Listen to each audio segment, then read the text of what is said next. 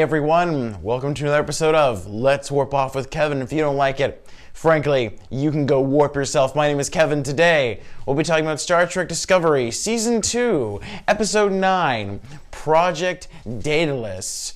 What is going on with all this artificial intelligence and buzzsaw spinning minds and poor Arium, poor Arium. We hardly knew ye.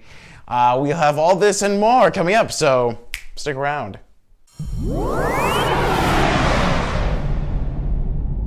So what I really appreciated about this episode was that I really did enjoy all the different character dynamic and interactions. So I thought we had a great one starting off from Cornwell as she first appears on the screen, and kind of, they're wondering why they see all these mines, and she's kind of going, well, we're sort of, at war and all, we had to do this, and Pike's kind of like, we can't do that, we can't give up our values, how dare you, we can't do this.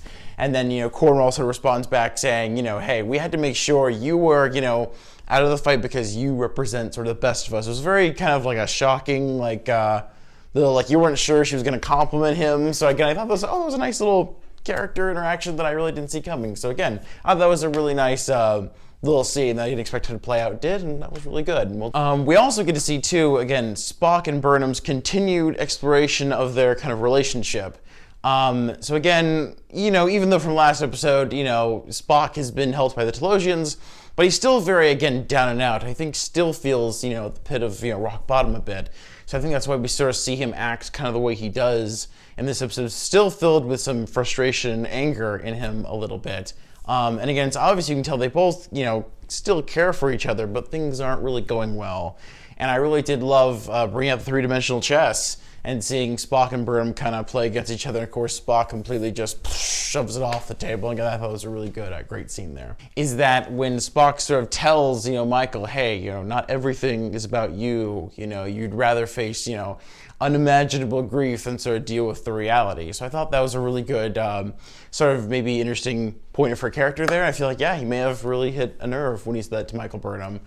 Which is, again, sort of ironic because at the end of the episode, where sort of Michael is with sort of Arium at the end, Arium then tells Michael that, everything is about you in a weird sort of way.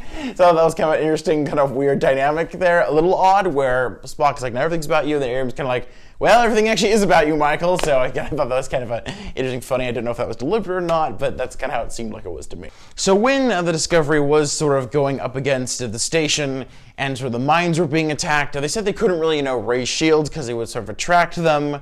And so then I was kind of wondering is, why didn't they use, phasers or photons or tractor beams then to deal with the mines? It was a question that I had going on in my head. And it seems like Discovery's this huge ship, so you can't really try to outmaneuver these speedy little mines.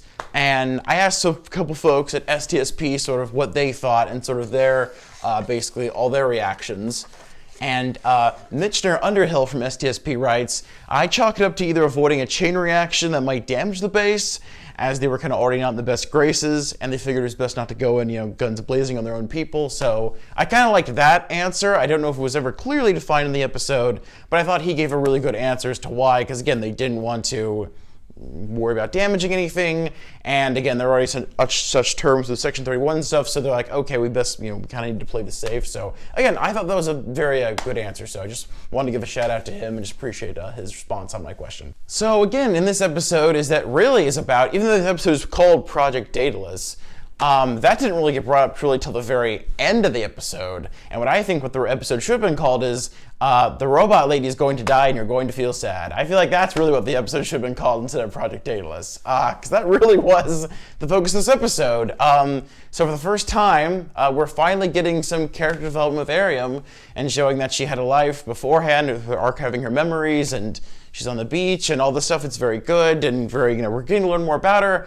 And then, of course, right as we learn more about her, she immediately sort of gets killed, which, again, is also very sad. But at the same time, I was still sort of hoping that, we would get maybe more with her. And then once we did, they kind of killed her off. So I was kind of like, oh, it's really kind of too bad.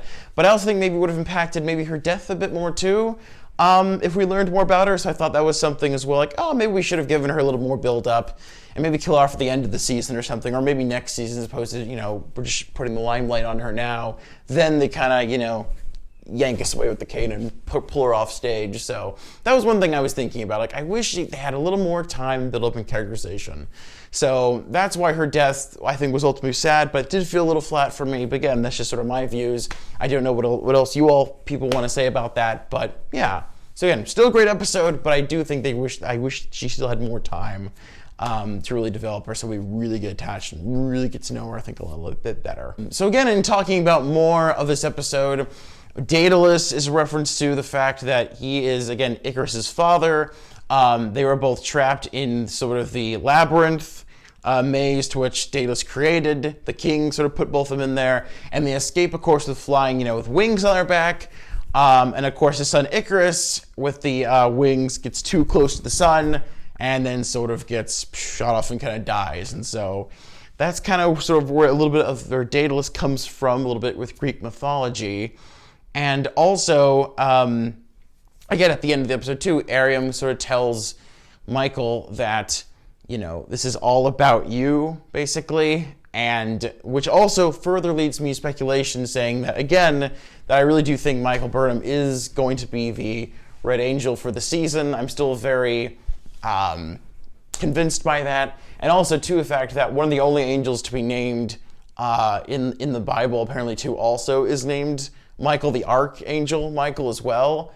That's just some outside information. It didn't really get brought up in this episode, but that's another thing that I sort of found as well. So it's like, it really does seem a lot of signs are heavily sort of pointing to Michael being the Red Angel. So again, we'll see about that. Again, if you have any other additional comments or theories, let me know.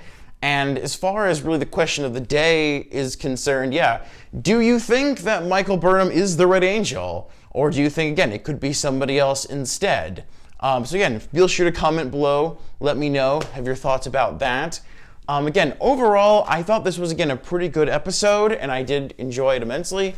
I just wish that maybe Ariam had a little more time as a character before they killed her off so abruptly. Because I really like what they had with her a lot, and I liked her as a background character and everything, but I just wish we had a little more time. So again, it was a great episode directed by Jonathan Frakes, and he really does continue to impress when he's always directing. So again, overall, I thought it was really good, but that was my small little critique that I had.